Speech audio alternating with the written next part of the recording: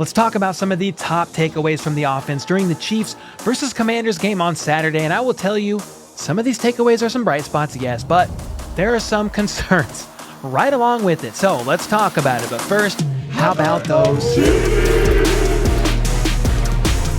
What's up, guys? My name is Cole, aka the self-employed, freelance and freewheeling bearded dispenser of Chiefsly wisdom, sheesh, or sometimes simply known as the Ginger Beard Man, and I do daily news about the Kansas City Chiefs, so make sure to sub if you're new. For the most thorough content on the platform, hit that like button if you, like me, agree that it is officially Jody Fortson season. And let's get into this video featuring some offensive highlights and takeaways from yesterday's game. But by the time this video comes out, it's probably going to be 2 days ago, but I'm doing my best. At this point, I think I've watched the game 5 times all the way through and have taken notes with each additional watch. And here's some of my biggest takeaways. The first being Patrick Mahomes appears to be in mid-season form, literally carrying the team on his back as he had zero help in the run game. We will get to the run game later, have no fear. But for now, Mahomes completed 12 of 19 passes for 162 yards and 2 TDs, completing passes to 7 different receivers: MVS, Kelsey, McKinnon, Justin Watson, Jody Fortson, Noah Gray, and Isaiah Pacheco. And he also averaged 8.5 yards per carry. What's crazy to me about this is Patrick targeted this many different people with both Juju and McCole Hardman out of the game. Mahomes definitely meant what he said and did what he meant when he mentioned several times this offseason that the ball was going to be going every which way to nobody in particular. I would also like to mention that because this was preseason, Mahomes scrambled 0 times for 0 yards. This man is not going to risk his life over a game that doesn't matter. So some of those incompletions he had were simply from throwing the ball away. Yet if this was a game that actually counted, I think we would have seen even more from him via his quick little legs. The man didn't even bat an eyelash though when the pocket collapsed. In fact, it was as if he didn't care one iota. For example, if you look at this check down pass to McKinnon along the left sideline, he showed great patience and an extreme level of calmness, not even flinching as guys swarmed all around him. He didn't like what he saw downfield and instead flicked it over to McKinnon as the man picked up a nice first down. Basically, Mahomes is elite. And that is that. Mahomes gave a lot of credit to the O-line following the game, allowing him plenty of time to make his reads. No, I mean, the offensive line played tremendous today. That's the first thing I talked about when I came to the sideline after that second drive is those guys, they blocked. That's a really good defensive line. And they blocked and gave me a ton of time. And, I mean, even there was times where I was scrambling. I would only scramble because there wasn't stuff open downfield. I mean, the pockets were amazing. I was patting it 2-3 times. And, I mean, if they block like that, we're going to be a hard offense to stop because, I mean, when you have that much time in the pocket, usually good things happen. And as far as standout players go, there's a couple of big ones that come to mind. The first being wide receiver Justin freaking Watson. This man only had 2 receptions, but they were both on third downs, allowing for some huge conversions, and one was nearly a touchdown. That set up uno of the dos scores by tight end Jody Fortson. First for Watson was this play in which Mahomes was blitzed and just threw the ball up to where Justin was supposed to be, knowing that Watson had a one-on-one because of the blitz. And guess what? Watson was exactly where he was supposed to be, catching the ball and taking it down to the 7-yard line. And this man was more amped up than a squirrel on Red Bull because he knows he's making this roster and will be doing this for Mahomes on more than just one occasion, more than just this one. And according to Mahomes, during training camp, they practiced a play very similar to this, if not this very play, and Watson was not on his mark, and he learned from that and was right where he needed to be on this particular third down. Yeah, it's it comes with the reps. Luckily enough for us, Spags has a lot of different blitzes, and sometimes there's guys open, and I have to kind of trust those guys to be in the spots kind of quicker than normal. And so we've kind of done that over the training camp. And they gave me the old fire zone blitz where they dropped the big guys and brought the little guys, which you don't see a lot in the preseason, so it got me. And I was able to throw it to a spot, and Watson did a great job of getting to that spot on time and making a big-time catch. The thing with Watson down the middle, I think earlier in camp, because he has the option to kind of run a basic two, and in cut it across the middle or take the middle. And during training camp, he ran that in cut, and I threw it to that spot, and he learned from it. And so in the game now, he's there. And I think the next step is you got to get out of that tackle and get in the end zone. All right, Watson, you heard the man. Next time the ball gets into the end zone, please and thank you. The next play by Watson was really brought into fruition because of a typical Mahomes finesse that really only he can do, a play in which he was flushed out to his left, yet was still able to contort his body, throwing the ball in a very awkward angle across the field to a freelancing Justin Watson who caught the ball on a 3rd and 6. And the fact that they trained scramble drills during practices really helped on this particular play. We work scramble drills and stuff like that, and we talk about it and we go through the mechanics of it, and you kind of have to get to certain spots. And I think Watson, he said usually when you scramble, you're supposed to go with the quarterback, but I'm realizing with you, sometimes you're supposed to go away from it. So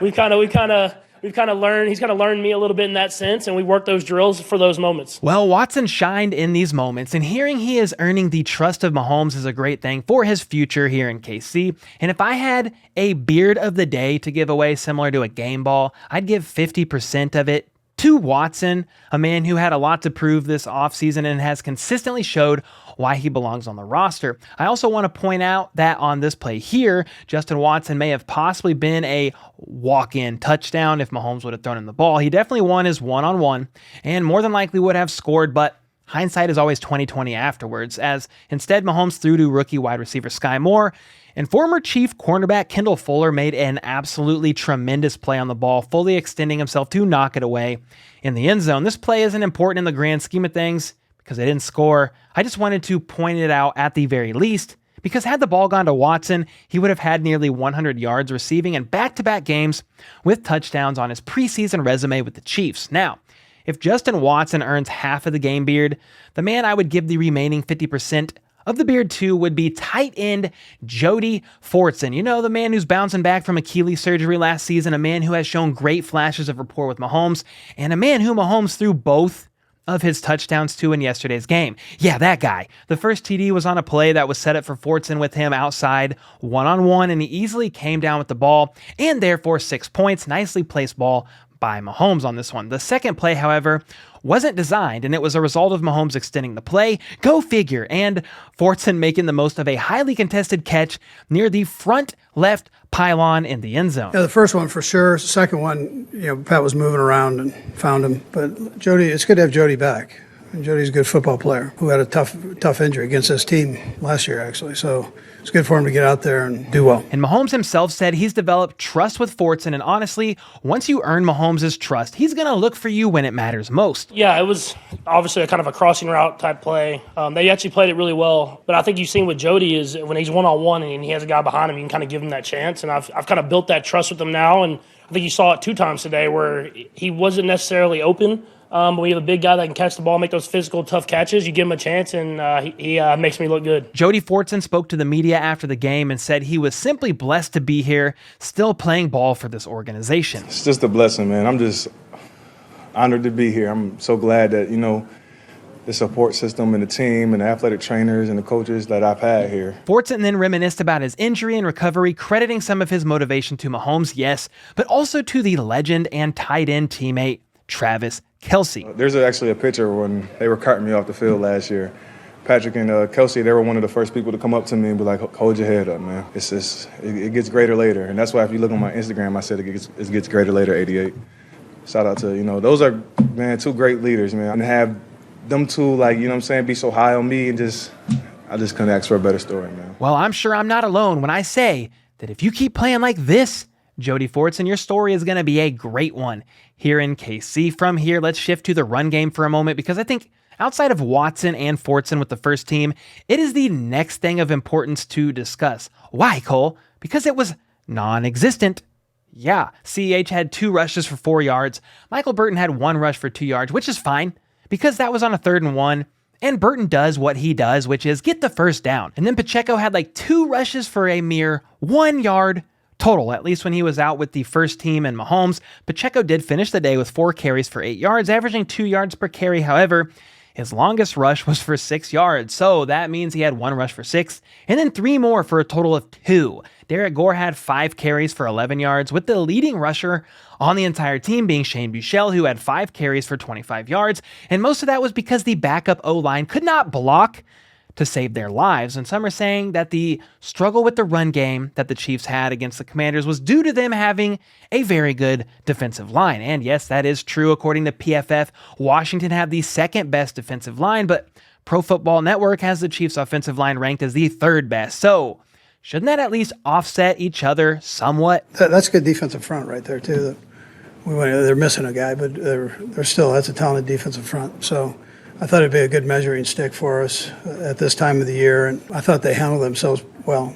We can do a little bit better in the run game part of it, but pass game part I thought was pretty efficient. Well, coach, of course, the pass game part was pretty efficient because Mahomes carries a team on his back for a living after the run game fails on repeat to deliver. I know he only played 2 series, but you know what I'm talking about, okay? And we all know that putting that much pressure on Mahomes is unrealistic long-term because if Mahomes doesn't perform well for one half, i.e., AFC Championship game against the Bengals, guess what happens? They lose. So yeah, it's definitely not ideal to put all the pressure on Mahomes all the time. They've got to figure out how to make things a little bit more balanced, in my bearded opinion at least. And in regards to the run game, I think the question should be less about the offensive line, although I'm sure they can always improve, but maybe at least with this game, more about the running backs themselves. I think the O-line did a pretty good job for the most part, at least the first team O-line in particular. However, I do want to show you all this play, which is one of several in which the running backs just didn't seem to run well, meaning they couldn't find the biggest opening and go through it. If I showed videos of CEH,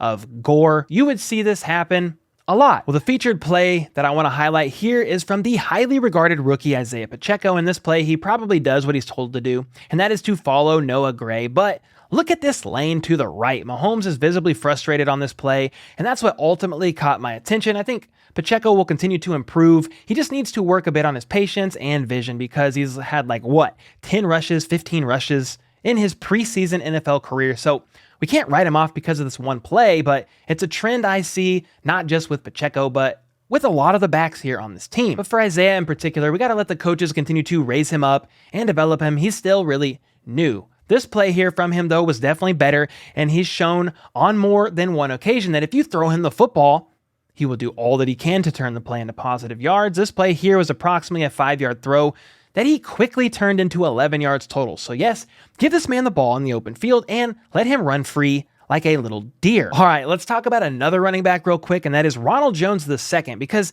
he didn't play a single snap in the first half, with CEH, McKinnon, Pacheco, and Gore all getting snaps before him. He had 9 snaps total and was taken out mid-series. A very bizarre thing to watch, in my opinion, so I'm not really sure what to make of Ronald Jones still. Will he get cut? Some say yes. Others say that'll never happen because he's the best running back the Chiefs have, maybe just not the most diverse with pass protection and pass catching. I'm not sure, but another aspect of the team I'm unsure of is the rest of the offensive line, particularly the backup tackles. I watched those guys snap by snap, and it was ugly, y'all. Prince Tega Winogo got smoked like a freaking cigar. Not on every play, no, but on a lot of them. He was lined up with the twos, playing right tackle, and then Darian Kennard was right tackle later in the game, and man, that guy looked as lost as a drone set on autopilot to home with a broken GPS. I'm sure it's just going to take more time for Kennard to develop, but on several plays, he looked like he was just running around trying to figure out what was going on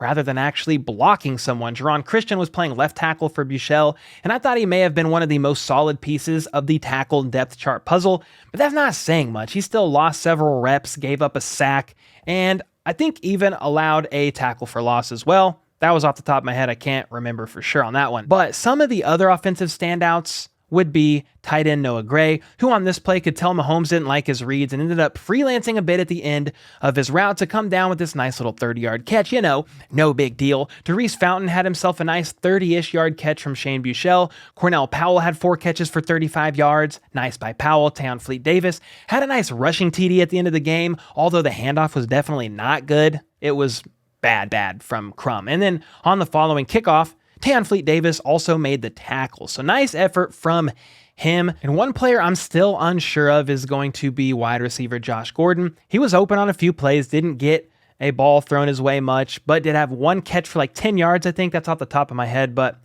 yeah, overall, I'm just not sure if Josh Gordon is going to make it. All in all, though, I think it was a good showing from Mahomes and the first team's passing game, which revealed a need to continue to work with and develop the run game. What did you guys think of the game against the Commanders and my thoughts here in this video? Who are some standouts to you? Who are players you think are in trouble, maybe that you're worried about? Remember, 5 more players have to be cut by Tuesday, narrowing the roster down from 85 to 80 before the next week. they cut it down to 53. So keep your eyes out for all of that because a lot's about to go down. Make sure to leave a bearded comment or a super thanks to potentially be featured in an upcoming vid. Sub for more news like this. And check out this video here, pew pew, which is Cornell Powell highlights from last game. And until next time, let's go. Let's freaking go. How about those?